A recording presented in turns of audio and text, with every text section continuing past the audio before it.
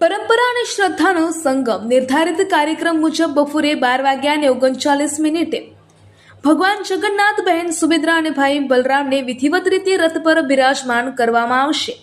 આ મંગલ પ્રસંગે મહાઆરતીનું આયોજન કરવામાં આવ્યું છે, જેમાં મંદિરના દાતાઓ, અગ્રણીઓ, નાગરિકો અને અનેક શ્રદ્ધાળુઓ ઉપસ્થિત રહી ભગવાનને નમન કરશે.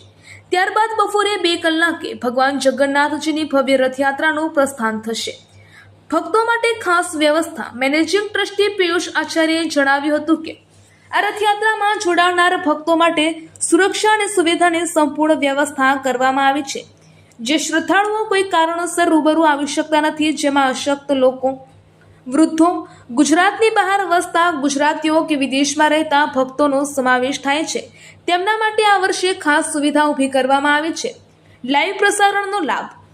ભગવાન જગન્નાથજીના દર્શનનો લાભ દરેક ભક્ત સુધી પહોંચે તે હેતુથી આ વર્ષે ન્યૂઝ ઓફ પાટણના ન્યૂઝ ચેનલના માધ્યમથી સમગ્ર રથયાત્રાનું લાઈવ પ્રસારણ કરવામાં આવશે.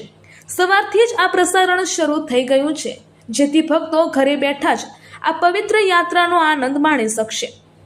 પાટણ જગન્નાથ મંદિરના મેનેજિંગ ટ્રસ્ટી પિયુષ આચાર્યએ જણાવ્યું હતું કે આ સમગ્ર ટેકનિકલ વ્યવસ્થા કરવા બદલ પાટણ અબ તક ન્યૂઝ ચેનલના સંચાલકો અને તંત્રનો આભાર વ્યક્ત કર્યો હતો અને મંદિર ટ્રસ્ટ દ્વારા તમામ ભક્તોને આસ્થા સાથે જોડાવા આહવાન કર્યું હતું.